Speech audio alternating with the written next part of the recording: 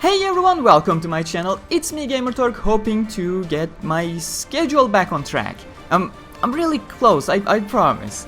Anyways, I have finally finished Sword Art Online Hollow Realization DLC 3, which is the final DLC chapter of the 3-episode long Abyss of the Shrine Maiden DLC content, expanding upon Tia's future. And, well, since it's a fairly expansive DLC, not to be mistaken with an expensive DLC, this is an expansive DLC that pretty much offers more actual content than the entire Axel World vs Sword Art Online game, I thought, hey, I should give this entire DLC a fair review.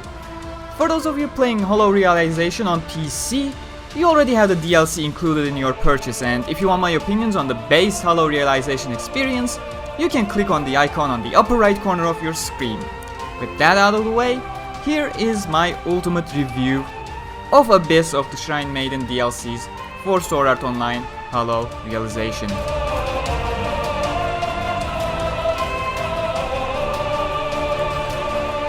Now, before I start, I would like to thank Japan Code Supply for actually giving me a chance to give something back to my viewers. They allow you to purchase Japanese store codes for things like PlayStation Store, iTunes, Nintendo eShop, and many others from wherever you are on the world. So, on the top of my mind, if you play on the Japanese servers of games like Sword Art Online Memory Defrag or Fate Grand Order on iOS devices, or if you want to get the Japanese versions of a game like the upcoming Sword Art Online Fatal Bullet on PlayStation so you can play the game about a month earlier than the worldwide release, you may want to wait till the end of the video. I got something for you.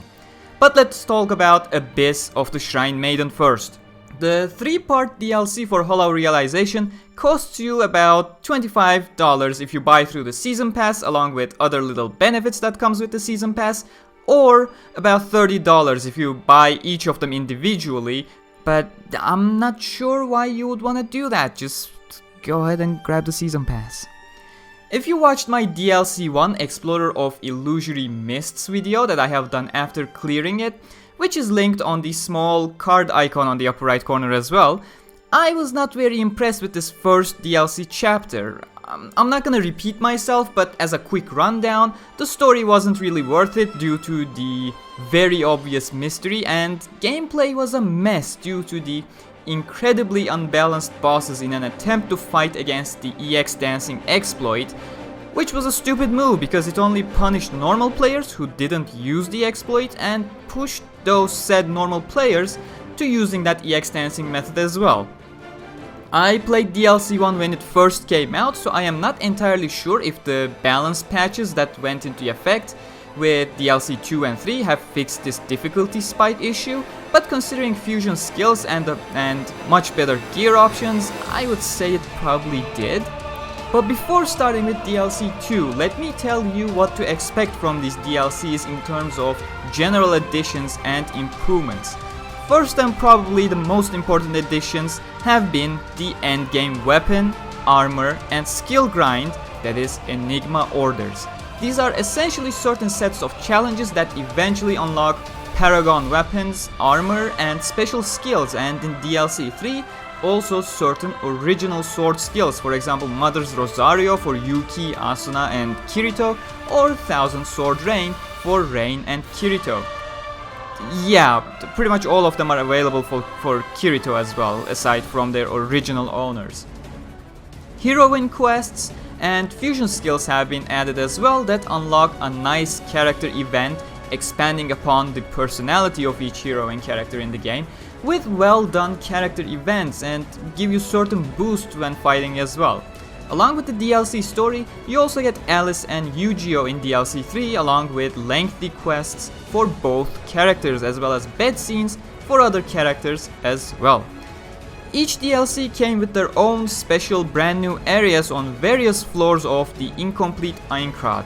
As I said, the DLC for Hollow Realization alone, which is $25, offers more actual and original content than the entirety of Axel World vs Sword Art Online does for the $60 base game plus the $20 content DLC combined. DLC 2 came out after a very long wait in the Western world towards the end of July and took the DLC in a much better way. Now that we knew that the masked NPC was indeed Tia, Premier's doppelganger from the main story, shaped in a different way, we could actually focus on actual story progression. We learn why Tia is running away and why her appearance is actually different. And most importantly, what is causing her and Premier to have certain problems. Apparently, after the main story ended, Tia got in contact with a singularity caused by the incomplete Einkrad, which made Cardinal simulate a future for Tia based on what personality Tia had at that moment, which is obviously not good news considering at that point she was shaped by the villain of our game, Genesis. After simulating a grimdark future for Tia, the system attempted to overwrite her simulated future onto her, which she refused to accept, and that is the story at its core. Your destiny is not set in stone, you're the one who's in control of it. Of course, DLC 2 takes its time making Tia accustomed to the gang.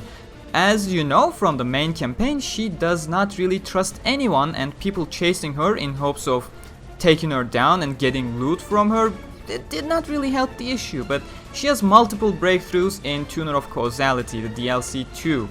First off, the crew diverting the mob to another place to save her, then her and Kirito falling down a valley and working together, and at the end everybody helping Tia make it through the boss despite her being against the idea at first. But at the end of DLC 2, you come to realize that she is still somewhat against the idea as she leaves early after taking care of the Tundra area and moves on to the final area on her own in DLC 3, the one who resists God.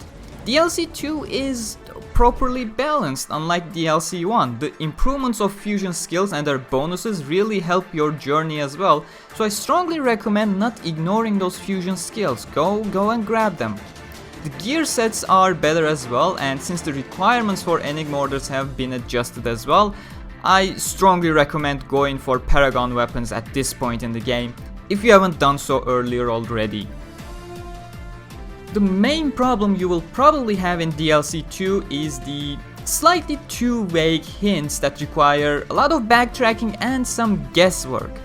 You have to collect certain medallions to progress, but the game is very vague about their location in the first place.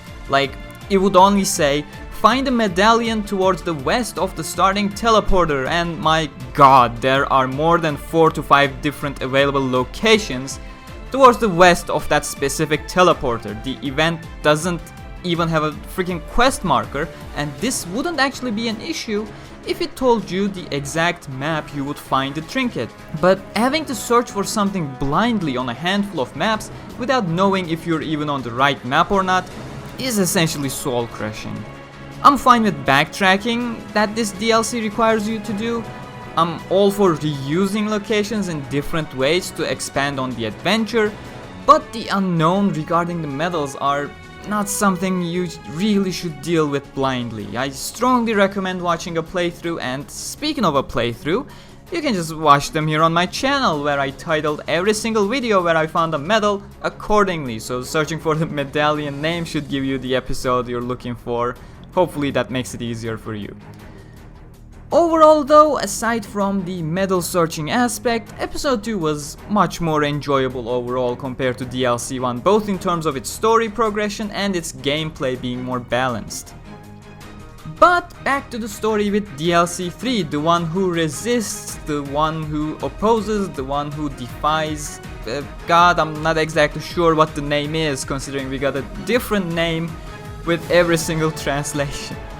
Anyways, Tia admits quite early on in DLC 3 that she is willing to open up and willingly accept the help of Kirito and others have been offering for a while after she gets herself in a terrible situation at a terrible time.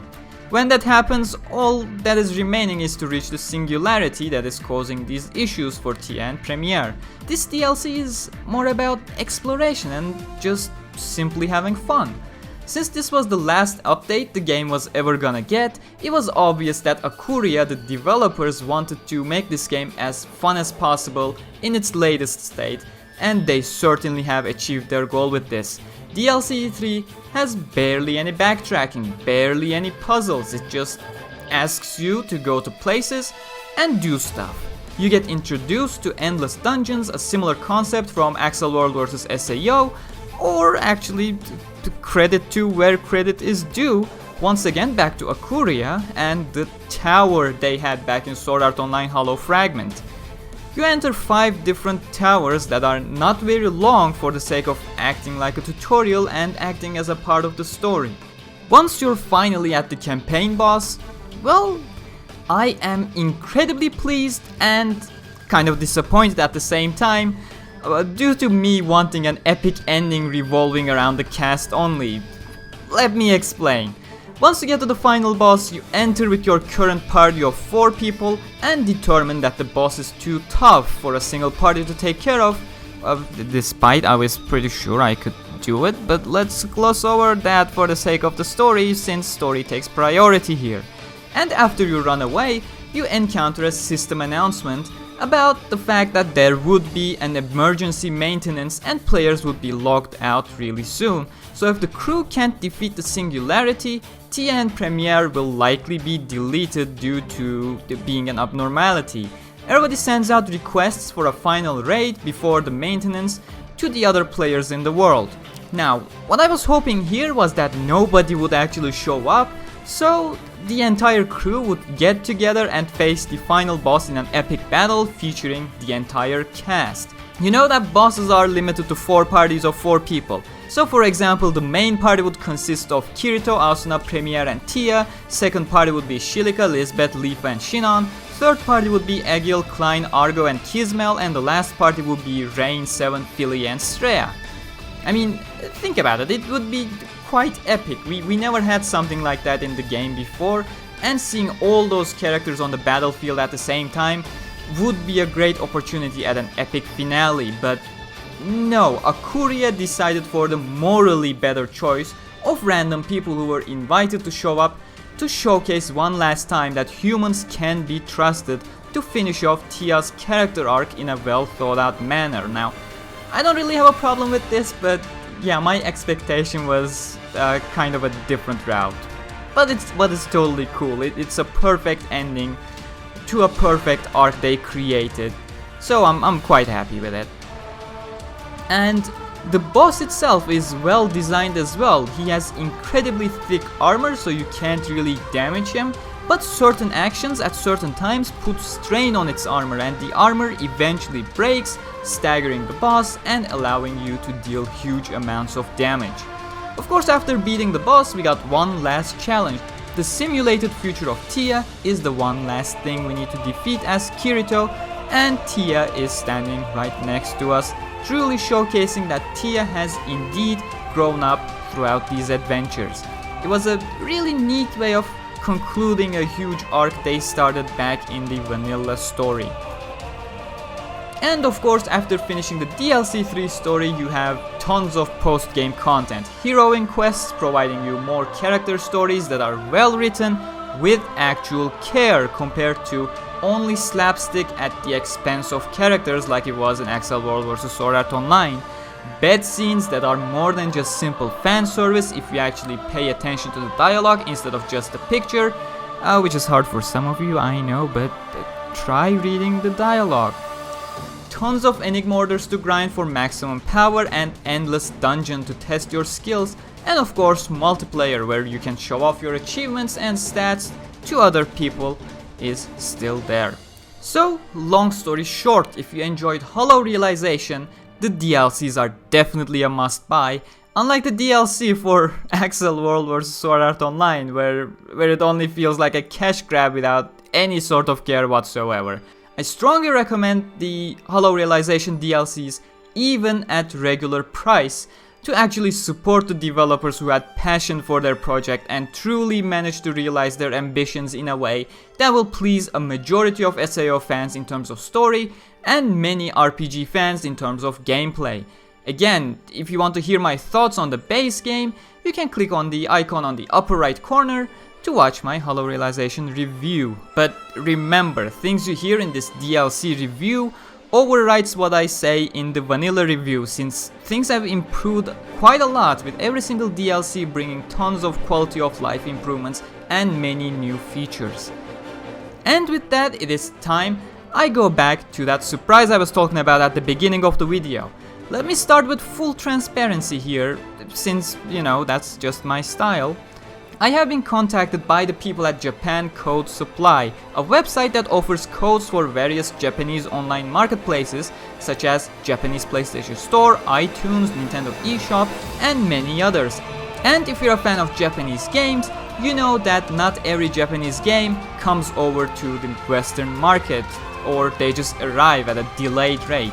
You can just create an account on the Japanese stores of those marketplaces and get your codes from Japan Code Supply for those stores to buy games from them. So, for example, if you're playing on the Japanese servers of games like Memory Defrag or Fate Grand Order on your iOS device, or as I said, the upcoming Sword Art Online Fatal Bullet that comes out about a month before in Japan compared to the worldwide release we have over here on the western side of the world. So if you want to get the Japanese version, Japan Code Supply can help you with that.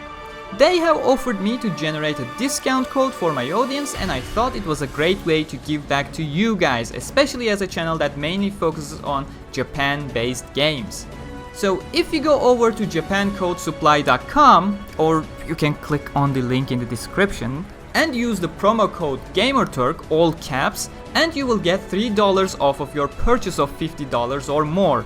The code has no expiry date, so if you're watching this from the future, the code should still be available, but remember, you can only use the code once per account. Japan Code Supply is also running a giveaway during December, handing out 5 iTunes gift cards worth 5,000 yen each, which is around $45 depending on the exchange rate. You can find the giveaway link in the description as well, which is running until December 17th.